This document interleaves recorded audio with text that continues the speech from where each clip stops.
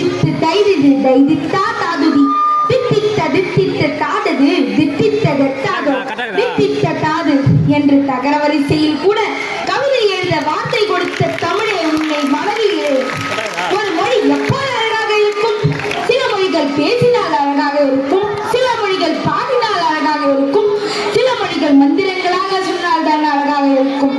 அப்படி இருக்க தமிழ் எப்படி அழகாக இருக்கும் என்று கேட்டால், திட்டினால் கூட ஒரு மொழி அழகாக இருக்கும் என்றால் அது தமிழ்தான்.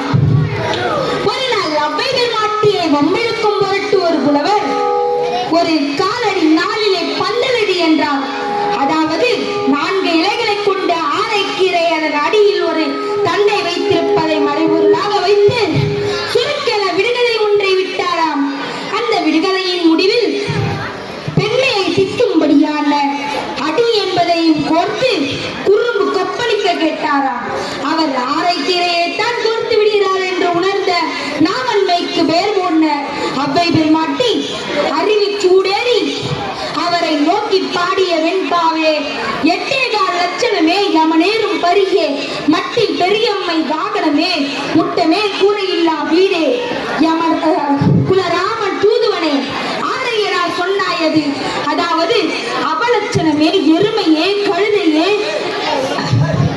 எருமையே, குட்டிச்சுவரே, குரங்கே என்பதே அதன் பொருள்.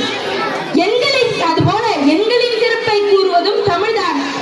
பொதுவாக 1 முதல் 999 வரை உள்ள எழுத்துக்களை சொல்லி பார்த்தோம் என்றாலும் அது ஊவில் தான் முடியும். ஊ என்பது வினையெச்சம், எச்சத்திற்கு முடிவில்லை என்பார்கள். அதுபோல எண்களுக்கும் முடிவு இல்லை என்பதை கூறுவதும் தமிழ்தான். தமிழே கதி என்று சொல்வார்கள். கா என்றால் கம்ப ராமாயணம், தி என்றால் திருக்குறள். இது இரண்டையும் தான் தமிழுக்கென்ற பெரிய நூல்கள் என்று சொல்வார்கள். ஆனால் ஒருவர் தோல்வியில் ஒருவரை பார்க்கும் போது அவர் மீது நமக்கு ஏளனமான பார்வை உண்டாகும். இல்லை, அவரை நாம் எள்ளி நகையாடுவோம். ஆனால் கம்பரோ ராமர் ராவணனை பார்த்து இன்று போய் நாளை வா என்று அனுப்பிய